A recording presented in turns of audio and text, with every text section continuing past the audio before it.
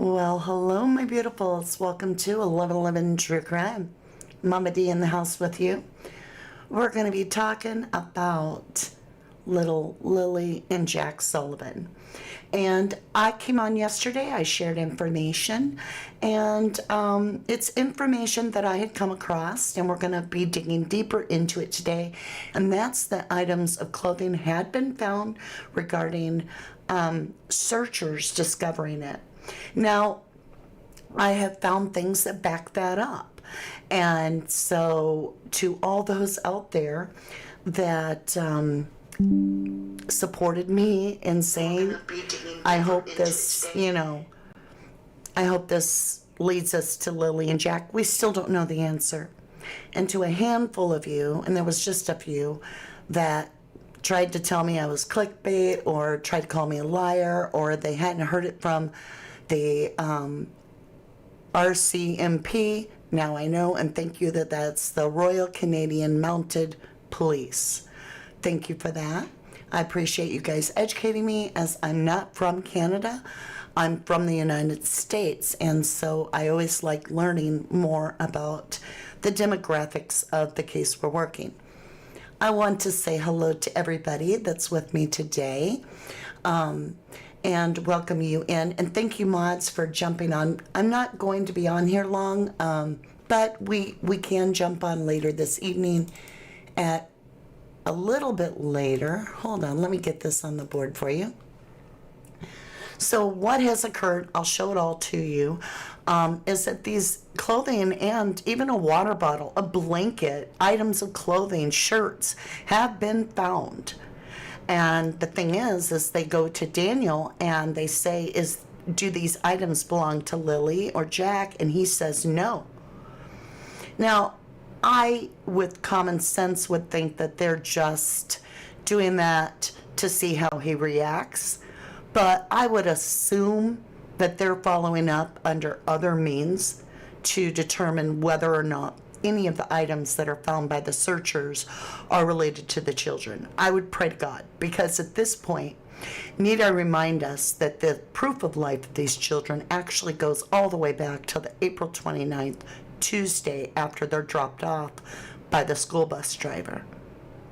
Now, that also bothers me that the dogs are not picking up a scent of the children that lead away from the property, not even across the road.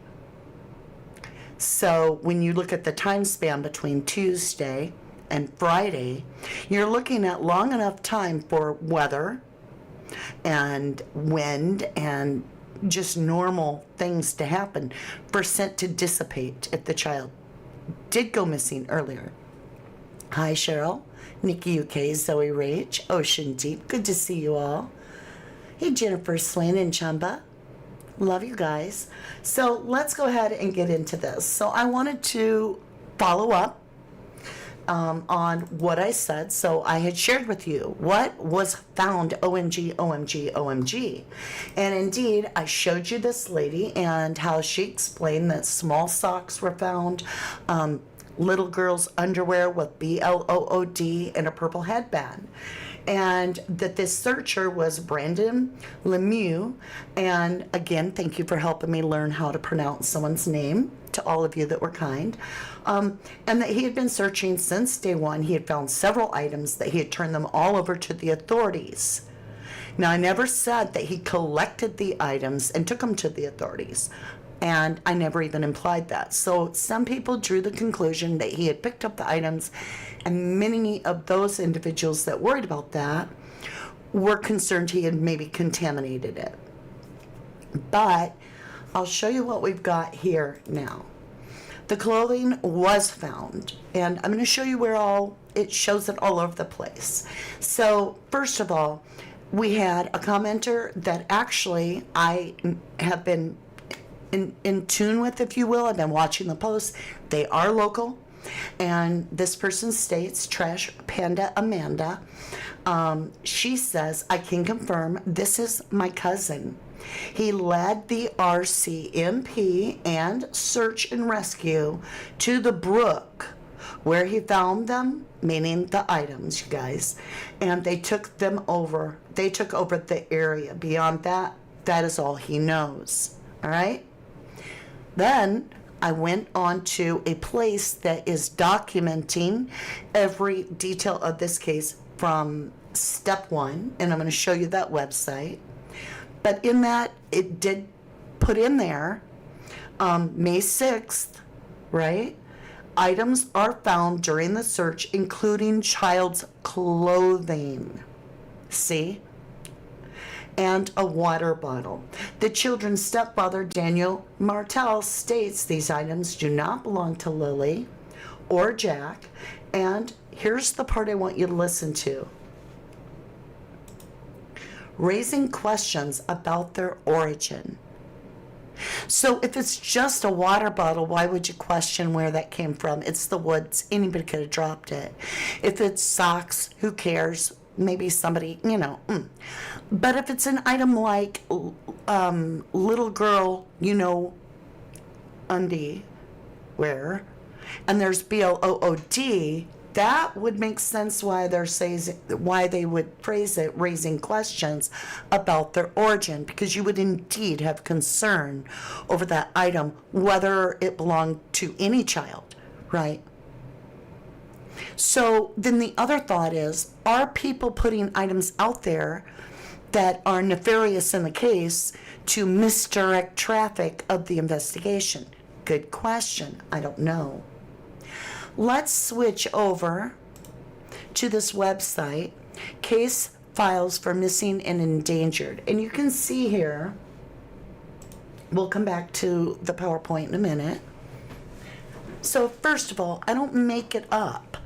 I've been in this business since 2016 of trying to find missing people, of working true crime cases. It wouldn't be worth it to me for one time to get some weird amount of clicks. It wouldn't be worth it. Hold on a minute. I gotta stop something there. Ugh. Something tried to download while we're doing this. All right. Forgive me. This is saying, if you have any information concerning anyone on this page, please contact your local FBI office or local police department. Missy Lilly and Jack Sullivan, Lilly Sullivan and Jack Sullivan.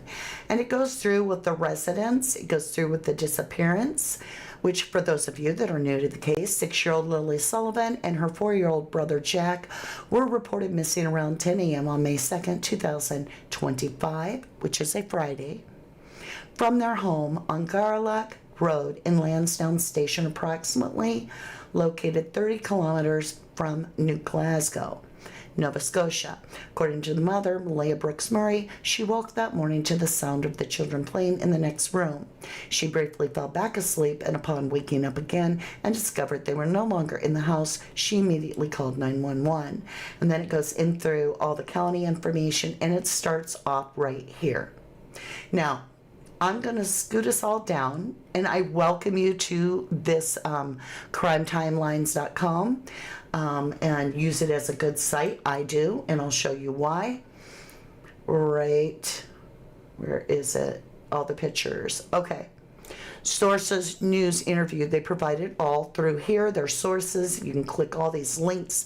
They show where their updates coming from, which is the RNCP, expanded search, missing children, first day of scaled back search. It goes through everything. It also has all these incredibly helpful pictures, and it goes into detail. It's a very good site. So we're going to go back up here and find exactly where I got that information from, as well as other places that I got it from. Items are found during the search, including child's clothing, a water bottle. The children's stepfather, Daniel Martell, states these items do not belong to Lilly or Jack, raising questions about their origin. So that's one place that it was indeed clothing, which socks, underwear are clothing. Also, a water bottle's been found, and if you continue to do your research, you're going to find out that other clothing was found as well, such as shirts, such as items that aren't clothing. A blanket was found, but We don't know which items that Daniel has seen and which items he hasn't. Love you, Ocean Deep. Thank you, sweetheart, for the $9.99 snooper chat.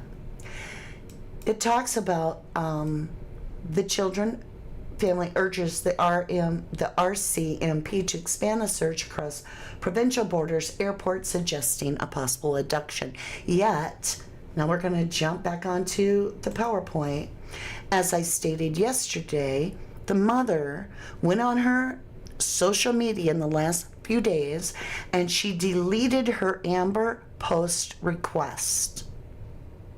So if they haven't changed their mind on this abduction theory as a parent, then why delete your request to have an Amber Alert on your missing children, right? And that's concerning. But then also information. Let's get over here. It's now information that my I had good buddy come across, Rex, and we're going to be digging deeper into it today. He does a good job. And that's I'm giving the him a items shout of out. clothing had been Also, found so you can regarding, feel free to jump over and give searchers him a like. discovering And it. if you enjoy Now, the content as much as I do, I have give him a found things that subscription. back that up. I'm going to play this part And right here so, because Wax to is all sharing those out there Now I haven't talked to that, Wax, and we haven't discussed the case. supported me But like in saying myself, it's I come to hope our this, attention. Through cousins of the this searchers, leads as well us to as Lilly and other Jack. We still don't know ways, the which I'm going to answer. show you, And to a It handful is of you, what and is there being was just said a that few these items were that indeed found. tried to tell Here me you I go. was clickbait or Well, tried to call apparently me a in the liar, Lilly and or Jack they Sullivan hadn't heard it case, from. this guy that's been out searching the whole entire time, a soldier. I don't know if it's going to be the same one that reported the call about the boot prints and the audio recording that we all could hear. But apparently he has found a couple of miles away from the property some bloody children's underwear, a purple scarf, and something else. And he has turned it over to law enforcement. And I don't know, y'all. Listen, he posted pictures. It's on Facebook. It's going around right now on social media. You can search it up here. There's a lot of other influencers talking about it. Is this going to help solve this case? Is this going to help find these kids? Or is this man, is it true? Is it not true? But with it being in the same area, if he did find these things, like he posted that he did, and the pictures that he posted that he did, if they are Lilly and Jack Sullivan's case, are they close to finding them? Are we close to having answers? You must listen. So, that's what I had to share with you today, and it is frustrating. I'm as frustrated as you guys. I would love to understand what really happened to these children and how long have they really been missing. That's the question. I'm sorry if there was a double audio. Apparently I had something playing in the background of our video. I didn't mean to. But it is heartbreaking. And, you know, how long have these kids been missing? That's the hard part. All right, let's get back over to this. I want to show you this real quick. I have a question for you. Now, I know we don't have any proof of life since Tuesday when they were dropped off by that bus driver. But if you want to discuss more detail about that, I will be going live at approximately 3 p.m. Central Daylight Time, which is actually 9 p.m. on the UK. I have a lot of UK fans, followers, family.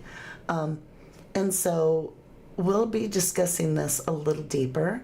Now on that channel, it's a talk show, which means the live audience and I are completely interacting. We don't do a lot of graphics or show. I just get on camera and we discuss it openly with our opinions, our thoughts, and what we know. But I just wanted to come on here and say, I don't make crap up, you guys. I had 3 sources.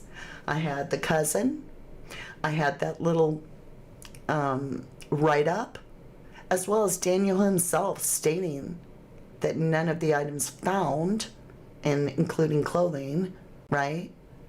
So he's saying none of them do. But can we really believe him? I pray to God that they have enough sense as investigators to be doing more than asking the parents if those items belong to the children. I mean, face it, these people have, the mother has run away and disappeared. Now listen to me, y'all. Here's a contention for me. If the RCMP have actually told the mother, according to the mother's mother, the grandmother of the kids, the mother's mother, if they've told them to not talk to the media to preserve the investigation, that's great, well and good. Then why was Daniel talking? What would be good for the goose but not good for the gander? Both situations could infringe on the investigation itself. Was Daniel breaking the rules? Was he going rogue and just running his mouth even though he was told not to? Or, which is more likely my case, is that probably a lawyer would give that type of advice over the police, because the police, they want you to put the tip line out there. They want that out there. And if you have social media and you've got time to update your status and delete your boyfriend's pictures, I think you got time to put on there a tip line and pictures of your kids. I'm just saying, it ain't normal. It isn't normal. And then the other bone of that I gotta pick, for those of you that are trying to convince all of us that because Daniel suggested that, you know, he should take a polygraph test, it's a well-known fact that that wasn't available and it could take months to get there. So, you know, I could volunteer to walk across, you know, coals of hot fire. But if there's no pit, I don't really got to worry about it, do I?